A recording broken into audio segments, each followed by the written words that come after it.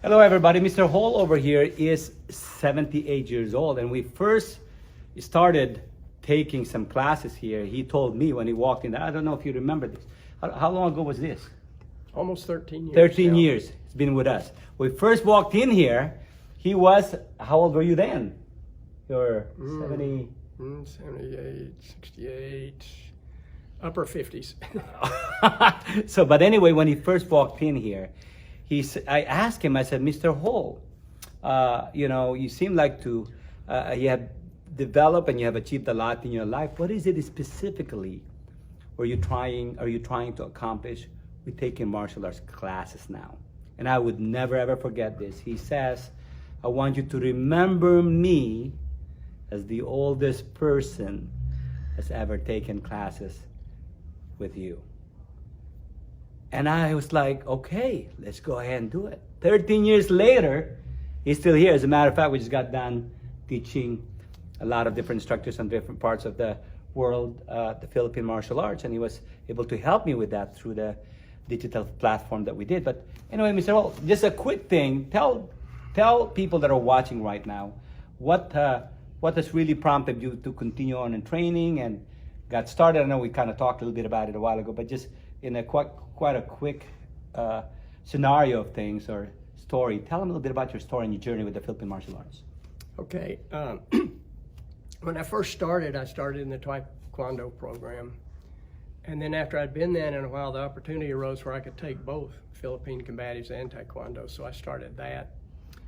And as it turns out, I have ended up toward the end switching to more to Philippine combatives and Taekwondo. And the reason I've kept going is because Master Malagrito won't let me stop. Every time I try to quit, he comes up with some reason why I shouldn't. And so I say, okay, we'll keep going. So here we are all this time later. So now he's blaming, but in reality, guys, there were times, Mr. Hall, just so you guys know, was served in the military for a long time, an officer that actually flew. He was a pilot. He's also a chief of police in some time in his career. And then he told me one time, I said, when did you know back then that it was time for you to give up that part of your life? And he says, I knew, I just knew. And I asked him, I said, but do you know now that you have to give up the martial arts part of your life? Because the martial arts is really a lifestyle. And he says, well, I kind of don't know. I'm not quite sure. So I didn't really push him because the martial arts is about lifestyle. And even though as little as he can do, or as much as he can do when he wants to do them. Like I said, we just got done a little bit of training today. He's able to move things. Your hands are working, you're good. And that's what kept him actually going. But anyway, guys, I just thought I'd tell you, such an amazing man, such a great person. I learned a lot from him in reality than he learns from me in the art in itself. But man, I wouldn't know what to do without Mr. Hall going in and out of this school, helping us out with other things too. But I just thought I'd share this with you guys because I've been wanting to go ahead and get him on camera, and now I got an opportunity to do so.